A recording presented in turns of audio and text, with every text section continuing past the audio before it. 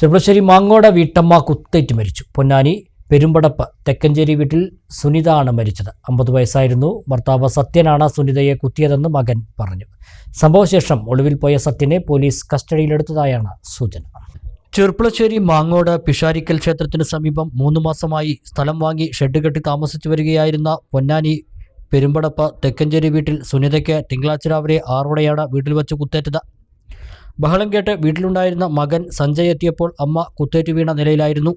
വാരിയിലും മാറിലും കുത്തേറ്റ സുനിതയെ ഉടൻ Mangode medical college ആശുപത്രിയിൽ എത്തിച്ചെങ്കിലും രക്ഷിക്കാനായില്ല. അച്ഛൻ സത്യനാണ് കുത്തിയതെന്ന് അമ്മ തന്നോട് പറഞ്ഞെന്ന് സഞ്ജയ് പോലീസിന് മൊഴി നൽകിയിട്ടുണ്ട്. സഞ്ജയ് പറയുന്നത് ഇങ്ങനെ: ഞാൻ രാവിലെ ഒരു ശബ്ദം കേട്ട് എണീറ്റപ്പോഴാണ് അമ്മ അവിടെ കിടക്കുന്ന കാണുന്നത്.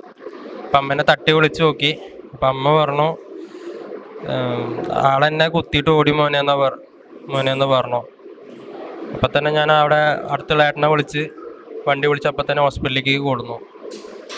പിന്നെ ഇവിടെ എത്തിയിട്ട് പിന്നെ കാര്യങ്ങളും മാറിയത്.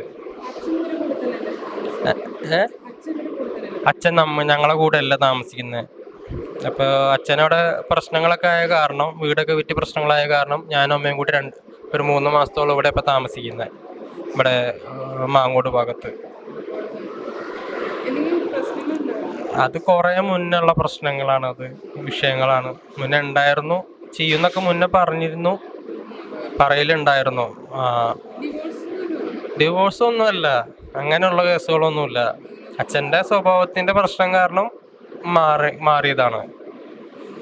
ആളത്ര ശരിയല്ല, അതന്നെ പ്രശ്നം. ഞാൻ നല്ല ഉറക്കത്തിലായിരുന്നു. ഞാനൊരു ശബ്ദം കേട്ടിട്ട് ഞാൻ ജസ്റ്റ് എണീറ്റ് നോക്കിയതാ. അപ്പം ഞാൻ നേരെ തിരിഞ്ഞു നോക്കുമ്പോൾ അമ്മ താഴത്ത് കിടക്കുന്ന കണ്ടു. അപ്പം അമ്മേനെ തട്ടി വിളിച്ചപ്പോഴാണ് അമ്മ ഈ കാര്യം പറയുന്നത് എന്നോട്. എന്നെ കുത്തിയിട്ട് ബ്ലഡ് കണ്ടപ്പോഴാണ് ചോദിക്കുന്നത് എന്തുണ്ടായെന്ന് ചോദിച്ചപ്പോൾ എന്നെ കുത്തിയിട്ട് ഓടി മോനെന്ന് പറഞ്ഞു. നൈറ്റ് എപ്പോഴേലും വന്നിട്ടുണ്ടാവും. രാത്രി എപ്പോഴാണ് വന്നെന്ന് അറിയില്ല.